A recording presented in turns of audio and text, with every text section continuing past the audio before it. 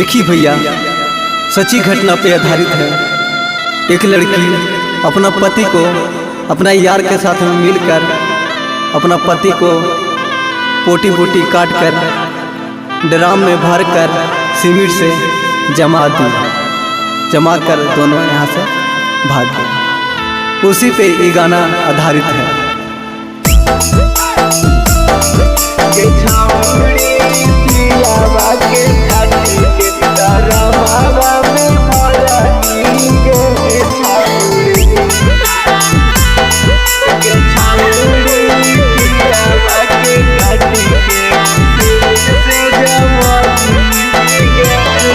अग बनी दुल्हनिया डोली चढ़ी आईनी गे छौड़ी, बनी दुल्हनिया डोली चढ़ी आईनी गे छौड़ी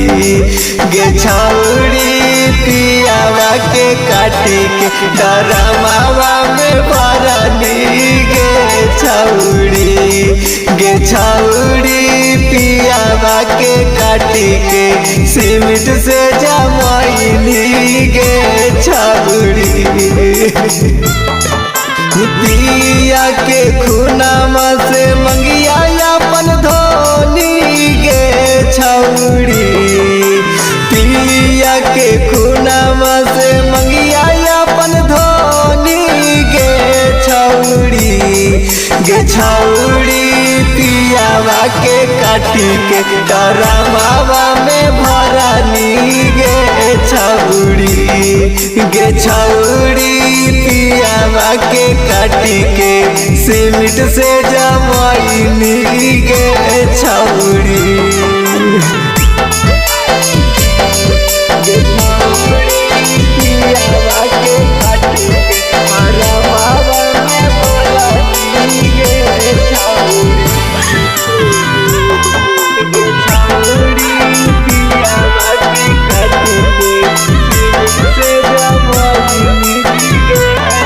अगयापन बुतारू पर मोहन कईनी गे छौड़ी, अपन बुतारू पर मोहन कईनी गे छौड़ी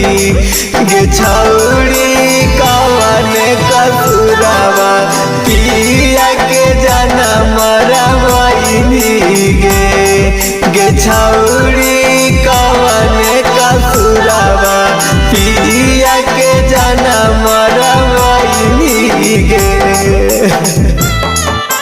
नस के दवाइया मिलाई के कियाईनी गे छौड़ी, नस के दवाइया मिलाई के कियाईनी गे छौड़ी पियावा के काटी के डरमावा में भरली गे छौड़ी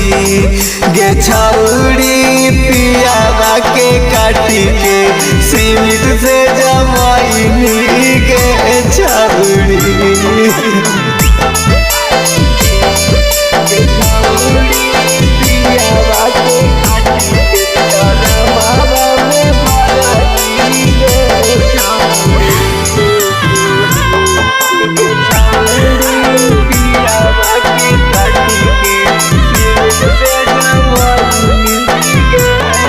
अग साथ फेरा ले के साथ नानी भाईनी गे छौड़ी, साथ फेरा ले के साथ नानी भाईनी गे छौड़ी कवन कसुरवा पिया के जनम रवाईनी गे छौड़ी कवन कसुरवा पिया के जनम रवाईनी गे। अगियरवा जोरे मिली के पिया के मराईनी गे छौड़ी, यरवा जोरे मिली के पिया के मराईनी गे छौड़ी पियावा के काटी के डरामावा में भरनी गे छौड़ी पियावा के काटी के सिमट से जमाइली गे